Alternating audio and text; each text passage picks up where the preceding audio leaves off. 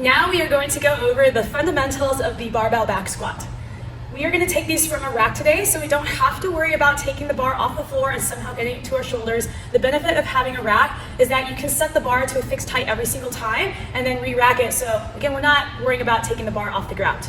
The bar rack is set to about the height of my collarbone, so it's just the right height where I can dip under and stand up. So we're going to carry over the same fundamentals that we talked about earlier with the air squat and the goblet squat. When we go into our squat, we have that shoulder width stance with the toes slightly flared out. We're thinking of sitting down to the heels, and this time we are going to have the bar racked on our back. So the first thing I'm having you do is you're going to shrug your shoulder blades together and squeeze them back, and then try to squeeze your elbows back behind you. And what this is doing is you're creating a shelf and a stable back for that bar to rest on. We want to make sure that we're active with our upper body instead of just relaxing with our upper body, because we are creating a stable shelf and a foundation for that bar to sit on. So you're shrugging back. You don't have to go up to your ears. I actually want you to keep the shoulders down, but I want you to squeeze back and try to feel the muscles right above the shoulder blades, your traps, squeezing together. Now, as you do that, depending on your mobility, you might find you have to go out wider, but you do want to try to get those hands pretty close to you when you get to the bar. So you are going to now address the bar. You are going to walk up, get your feet and toes right in line with the bar and positioned. You're going to sit down, come under the bar, and create that squeezing sensation in the back. So squeezing the elbows back, and you're going to have that bar nice and deep in your palms. Now, as you're holding the bar, you just want to make sure that that wrist stays fairly straight. You are going to have a little bit of bend back, but imagine you had a piece of tape on the back of your wrist. You don't want the tape to over wrinkle. You want it actually to be fairly straight. So fairly straight wrists. Active hands into the bar so you can almost press up into the bar with that upper body. So before we even take the bar off the rack, I'm going to make sure that my feet are well pressured into the floor, like I'm ready to push the floor away with the feet. And we're going to do that breathing and bracing technique. We're going to create that flat back by pulling our ribs towards our pubic bone slowly down. We're going to breathe in and push out through all our sides. And now, with that squeeze, we're ready to stand straight up, lift the bar off the rack, and then back out just about 1 to 2 feet from the J hooks.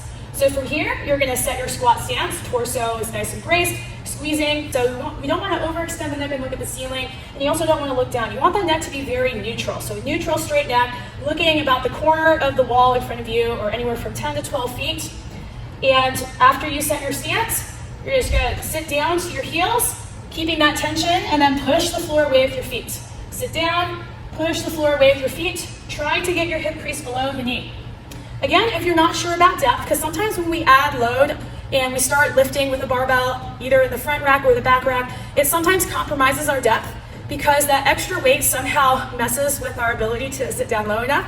So again, what you can always do is grab a box or a ball or a target and have that behind you so that you can practice going to that same depth every single time. Let's talk for a brief moment about breathing through the back squat. So we have that bracing that we are continuing to do, ribs towards the hips, pulled towards each other slightly. And we have that breath in, so we're pushing out in all the directions. And we're trying to hold that as we go down to the bottom of the squat. So usually what I do is I'll take that breath in, push out in all directions, sit down, hold it, and then let out a little bit of air as I'm standing up. Now I don't want to let out so much air where I'm going to collapse like a spaghetti noodle, but it is helpful to press out a little bit of air from your mouth in order to finish the rep. So again, breath in before you sit down. Breath in. Exhale. Breath in. Exhale.